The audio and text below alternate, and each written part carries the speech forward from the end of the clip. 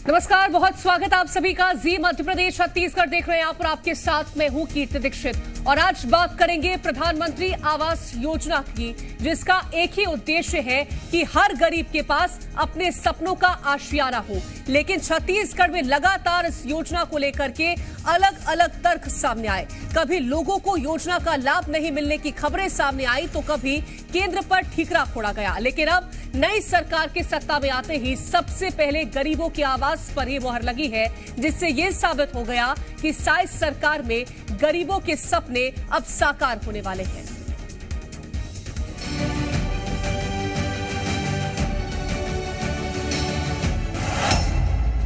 खत्म हुई आस, अब मिलेगा आवास। जो गरीब लोग 18 लाख प्रधानमंत्री ग्रामीण आवास से वंचित हो गए, उनको मकान देने का काम करेंगे। साइज सरकार का फैसला, गरीबों का खिला चेहरा।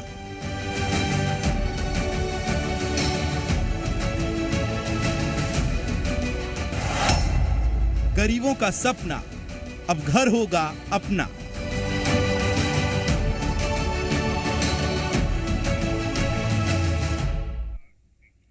हर गरीब का सपना होता है एक पक्का मकान, और अब इसी सपने को साकार करने के लिए प्रदेश की बीजेपी सरकार छत्तीसगढ़ के 18 लाख परिवारों को पीएम आवास योजना के तहत पक्के मकान देने जा रही है। और ये इस बात की ओर इशारा कर रहा है कि प्रदेश की बीजेपी सरकार गरीबों के लिए चलाई जा रही योजनाओं को उन तक पहुंचाने के लिए वचनबद्ध है।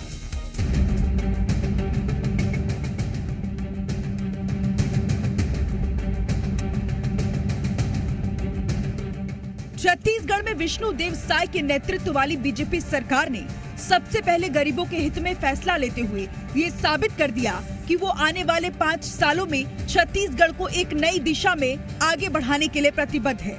मुख्यमंत्री विष्णुदेव साय ने अपनी पहली ही कैबिनेट की बैठक में प्रधानमंत्री आवास योजना के तहत ग्रामीण क्षेत्रों में लाभार्थियों के लिए 18 लाख घरों को मंजूरी दे दी, जिसकी अब हर जगह सराहना हो रही है। जो गरीब लोग 18 लाख प्रधानमंत्री ग्रामीण आवास से वंचित हो गए, उनको मकान देने का काम करेंगे। हमारे यशस्वी प्रधानमंत्री श्री नरेंद्र मोदी जी ने भी छत्तीसगढ़ की जनता से वादा किया था कि हमारी सरकार बनेगी तो जो भारतीय जनता पार्टी का मुख्यमंत्री होगा वो सबसे पहला काम 18 लाख आवास स्वीकृत करने का काम करेगा। और आज वही काम हम लोग पहले कैबिनेट में किए।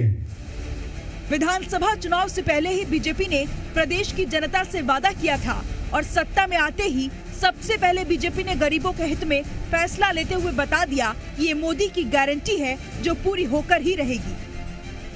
पहली ही कैबिनेट में ये फैसला विष्णुदेव साय मंत्रिमंडल ने ले लिया, उस पे हस्ताक्षर भी हो गए। इसके साथ साथ अगर हम कहें तो इन 5 सालों के दौरान मोदी की गारंटी मतलब भाजपा के घोषणा पत्र के तमाम वादे पूरे करने की बात भी मुख्यमंत्री कह रहे हैं।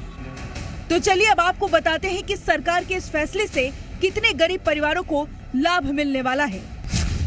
18,12,743 गरीब परिवार शामिल, 11,76,146 परिवार बजट आवंटन में शामिल, 9,35,345 आवास बनकर तैयार हुए, 2,40,797 आवास निर्माणाधीन हैं। अल्पसंख्यक और दिव्यांगजनों को भी आवास। हर गरीब का सपना होता है एक पक्का मकान। गरीब के इसी सपने को साकार करने के लिए प्रधानमंत्री नरेंद्र मोदी ने पीएम आवास योजना की नींव साल 2015 में रखी। अब छत्तीसगढ़ के 18 लाख परिवारों को साइज सरकार जल्द ही पीएम आवास योजना का मकान देने जा रही है। और ये इस बात की ओर इशारा है कि प्रदेश की बीजेपी सरकार गरीबों के लिए चलाई जा रही योजनाओं को उन तक पहुंचाने के लिए संकल्पित है। ब्यूरो रिपोर्ट, जी मीडिया।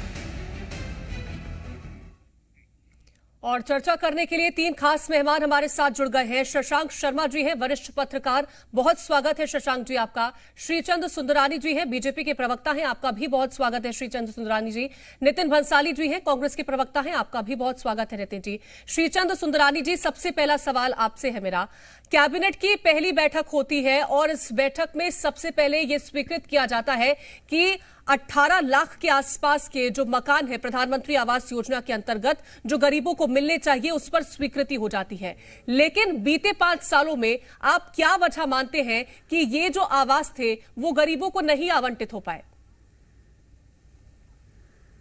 देखिए श्रुति जी, भारतीय जनता पार्टी ने चुनाव पूर्व ही जो अपना घोषणा पत्र जारी किया था उसमें यह संकल्प को दोहराया था प्रधानमंत्री जी की गारंटी के रूप में कि पहले ही कैबिनेट में 18 लाख मकान स्वीकृत किए जाएंगे जिनके पास स्वयं का छत नहीं है, जिनके पास स्वयं का मकान नहीं है, ऐसे 18 लाख परिवारों को पहले ही कैबिनेट में मकान दिया जाएगा।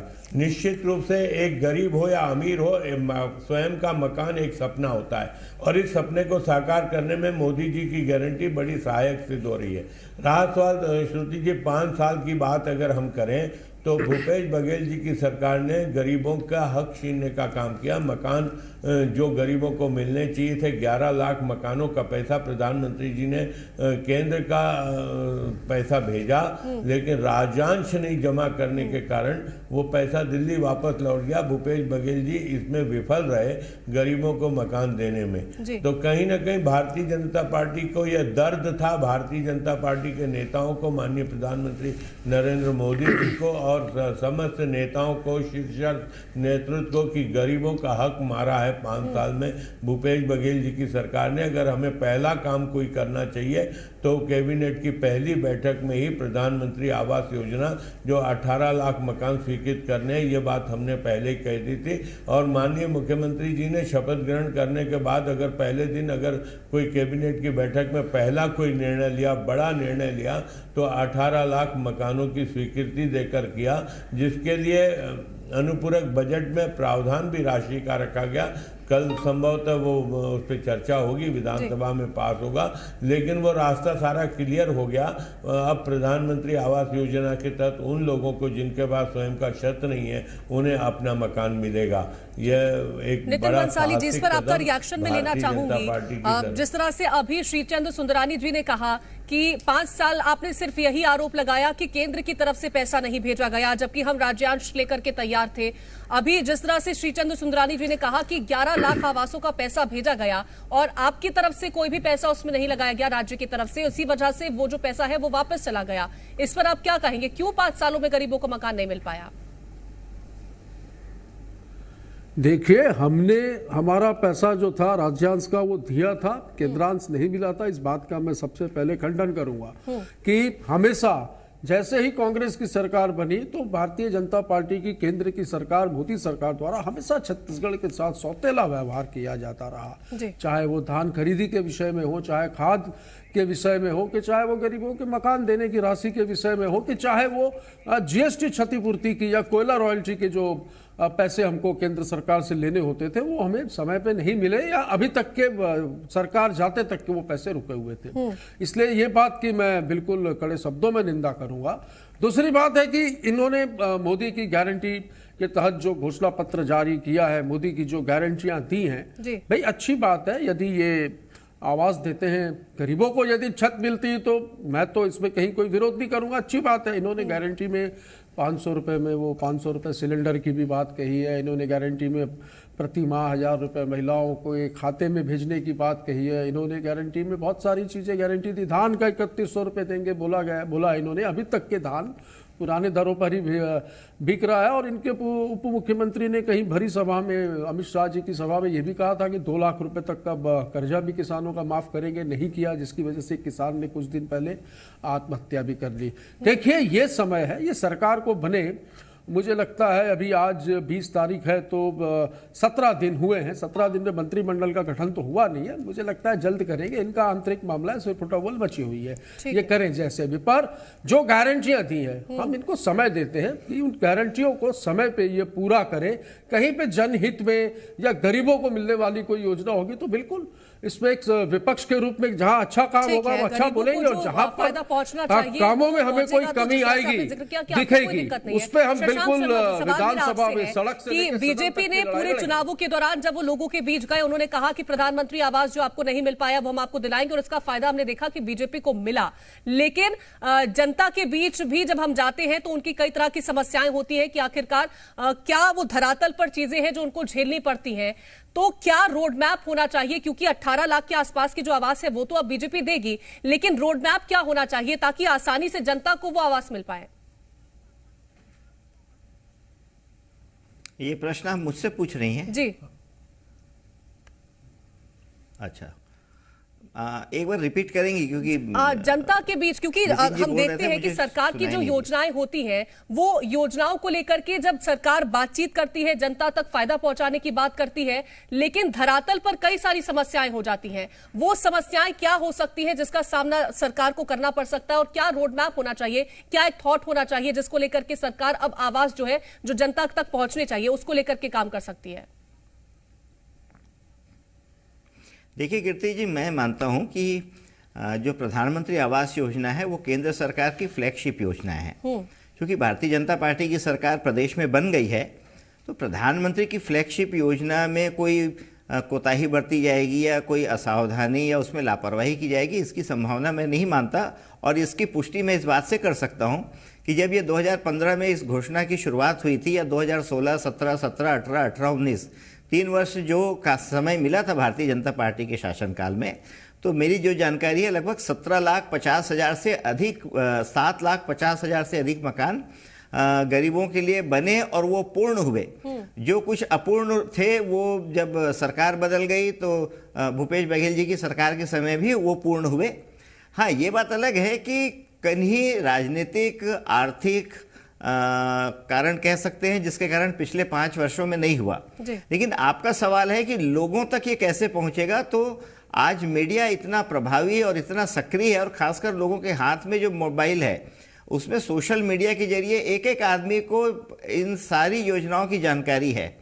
मैं आपको ये भी बता सकता हूं कि जब हम लोग चुनाव के दौरान सर्वे कर रहे थे तो हमको लगता था कि आवास योजना भले ही राज्य सरकार ने इसको हल्के में लिया है, लेकिन गांव के सुदूर अंचलों तक भी आवास योजना एक बहुत प्रभावी योजना, और इसके नहीं निर्माण होने से लोगों के अंदर में एक रोष। दूसरी बात मैं आपको कहना चाहता हूं कि ये जो आवास है, मकान, ये किसका सपना होता है?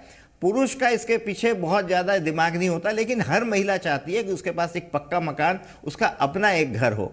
तो ये जो महिलाओं का जो रुझान भारतीय जनता पार्टी के तरफ जो गया है, उसमें मैं आपको कह सकता हूं कि बहुत बड़ी जिम्मेदारी आवास योजना के सुचारू क्रियान्वयन नहीं करने का भी था।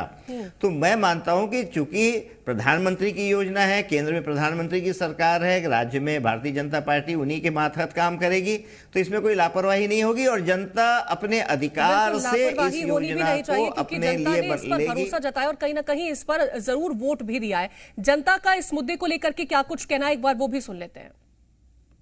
अब निश्चित रूप से अपने आप को ऐसा महसूस कर रहा है मानो हमारा घर बन चुका है। इस हिसाब से ना मेरा भी आवास आया है, लेकिन मेरे को पूरी उम्मीद है कि मेरा जो आवास है निश्चित रूप से साकार होगा।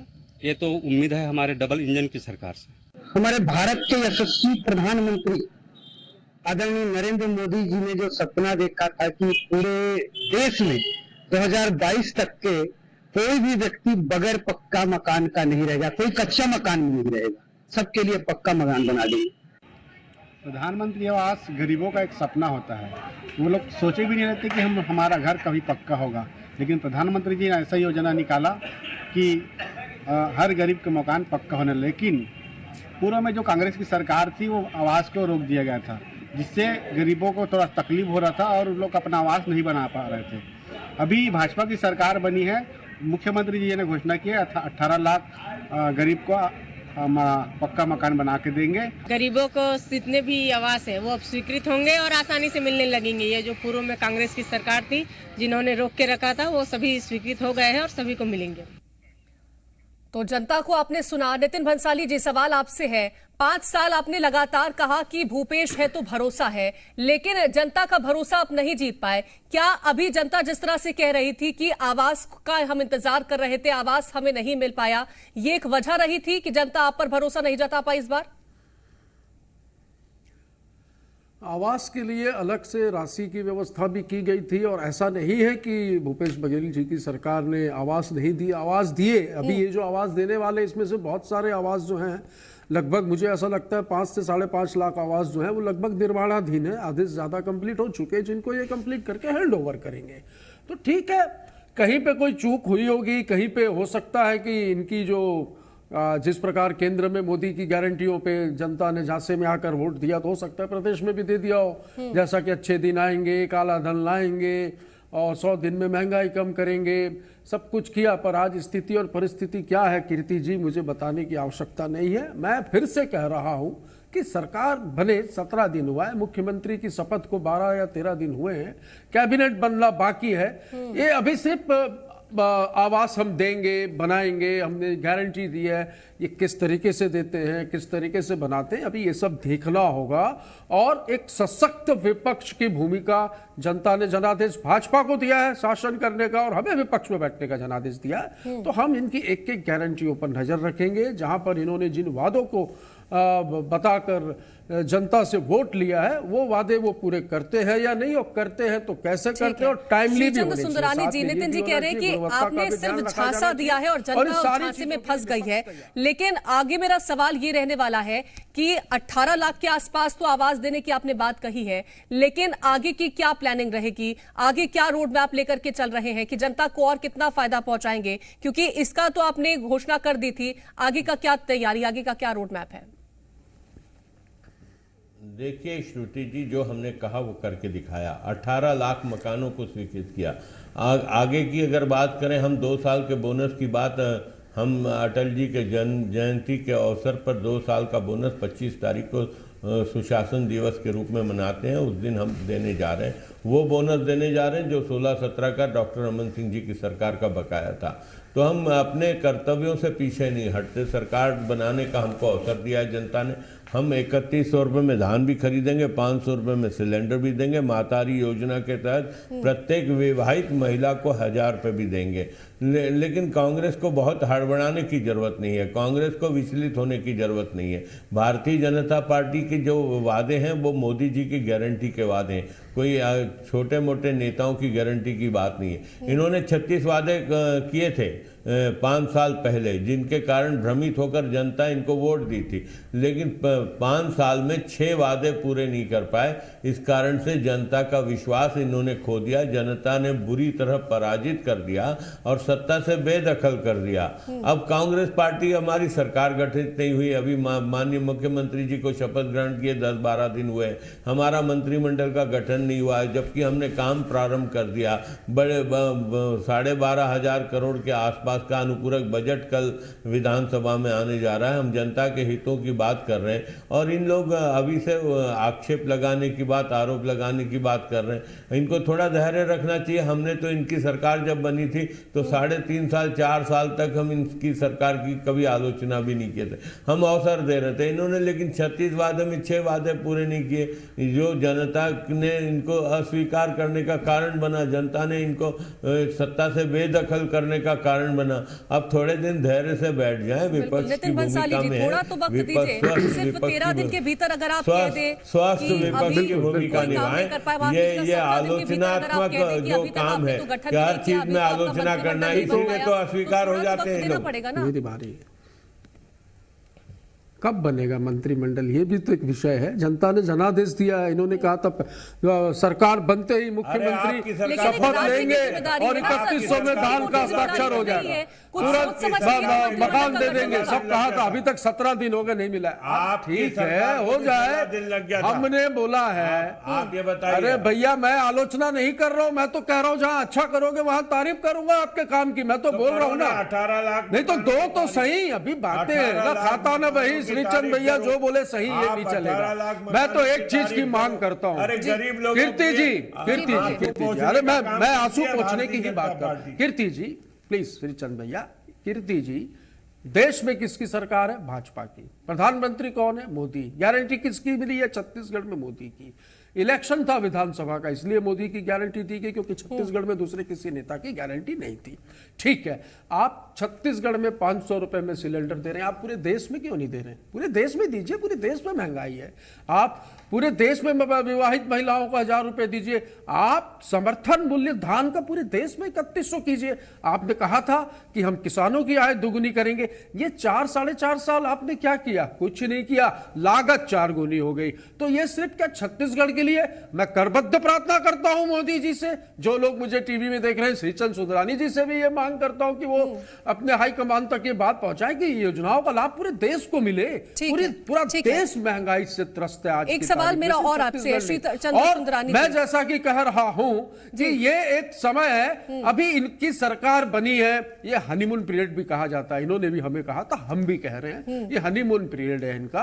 अभी ये जो कुछ दिन तो हम भी देखेंगे कि ये अपने वादों में कितने खरे उतरते हैं, और बाकी तो मैंने कहा कि एक सशक्त विपक्ष के रूप में हम बिल्कुल खड़े हैं। जहां पर चूक होगी वहां बिल्कुल नहीं बख्शेंगे। अक्सर जनता को हमने ये कहते सुना है कि हम जो पैसा आवंटित किया गया था वो हमारे पास पहुंचा नहीं है। सरकार भी ये कहती है कि जो जनता को पैसा मिलना चाहिए था हमारी तरफ से वो दे दिया गया है। लेकिन बीच में हमने देखा कई बार जो योजनाएं हैं उनमें पलीता लग जाता है। जो पैसा आप भेजना चाहते हैं, जो योजनाओं का फायदा पहुंचाना चाहते हैं, वो जनता को नहीं मिल पाता है। बीच में कहीं ना कहीं भ्रष्टाचार या गड़बड़ी हो जाती है। ऐसी स्थिति ना उत्पन्न हो, इसको लेकर के क्या कदम उठाने वाले हैं? देखिए, अगर हम केंद्र की बात करते हैं या प्रधानमंत्री जी के 9 साल की सरकार की बात करते हैं, तो सीधा सीधा जनता को लाभ देने का काम प्रधानमंत्री जी ने किया। 9 करोड़ लोगों को उज्ज्वला के गैस कनेक्शन मिले, 18 करोड़ लोगों को मुद्रा बैंक के माध्यम से 50,000 से लेकर 10 लाख रुपए तक बिना गारंटी के ऋण मिला, जिसमें रोजगार के अवसर उत्पन्न किए गए। कांग्रेस की 55 साल की सरकार थी, धान का समर्थन मूल्य 1200 और 1250 तक पहुंचा था। ये बार बार प्रधानमंत्री जी की बात उठाते हैं, किसानों की आय देवड़ी और दुगनी करने की बात करते हैं। अगर 9 साल की हम बात करें तो 1200 का धान का समर्थन मूल्य 2200 पे पहुंचा।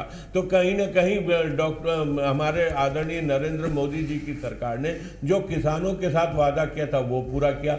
बेरोजगारों के साथ जो वादा किया था वो मुद्रा बैंक के माध्यम से 18 करोड़ नौजवानों को रोजगार देकर, एक नौजवान अगर कोई अपना उद्योग, छोटा मोटा उद्योग लगाता है तो 4 लोगों को रोजगार देने वाला बनता है। ये भारतीय जनता पार्टी का संकल्प था कि हम रोजगार के अवसर बढ़ाएंगे, हम रोजगार देंगे और एक नौजवान ऐसा तैयार करेंगे जो 4 नौजवानों को रोजगार देगा। इसीलिए मुद्रा बैंक की योजना हमने चालू किया। 18 करोड़ नौजवानों को रोजगार देने का काम हमारी सरकार ने किया है। 2 करोड़ की बात करते हैं, हमने बरोबर 9 साल में 18 करोड़ लोगों को रोजगार दिया, नौजवानों को रोजगार दिया।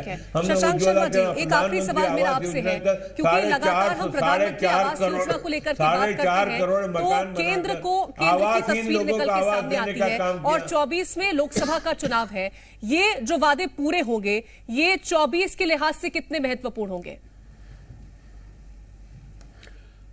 देखिए, बहुत महत्वपूर्ण होंगे। दूसरी बात, ये कोई नई योजना नहीं है। एक योजना जो 2016 से चल रही थी, वो बीच में किसी कारण से सुस्त पड़ गई या बंद हो गई, एक तरह से कह सकते हैं। 2021-22, 22-23 ये 2 साल तो शून्य आवंटन हुआ केंद्र से आवास का, क्योंकि मैचिंग ग्रांट जो राज्य सरकार की ओर से जारी होना था वो नहीं हो पाया। इस बार बजट में जरूर राशि का प्रावधान है और मकान बन भी रहे हैं, जैसे नितिन भंसाली जी ने कहा। तो मुझे लगता है कि ये जो मोदी की गारंटी है या आवास योजना है, ये चुनाव से ज़्यादा लोगों के कल्याण की बात है। और मोदी जी के जो योजनाएं हैं उनका निश्चित तौर पर अगर सही क्रियान्वयन होगा तो उसका लाभ भी मिलेगा। और केवल मोदी जी की सरकार की योजनाओं का नहीं, राज्य में जो घोषणा पत्र जारी हुआ था उसके तहत जो वादे किए गए थे, जिसमें 2 बोनस 25 तारीख को देने की बात है या महतारी वंदन योजना की बात है, इस तरह की भी चीज़ें जो है राज्य सरकार और केंद्र सरकार, क्योंकि मतदाता तो राज्य का होता है, देश का मतदाता राज्य के मतदाता से ही बनते हैं, तो वो जब आपको वोट देंगे लोकसभा के लिए तो राज्य सरकार की भी कार्यप्रणाली और उसकी कुशलता उसके आधार पर बिल्कुल कई सारी चीजों को ध्यान में रखकर ही लोग अपना मत देते हैं। और जिस तरह से 18 लाख आवास का जो स्वीकृति अब दी गई है वो पूरे होते हैं, इसकी उम्मीद भी जनता लगा करके बैठी हुई है। बहुत शुक्रिया फिलहाल आप तीनों का इस चर्चा में हमारे साथ जुड़ने के लिए।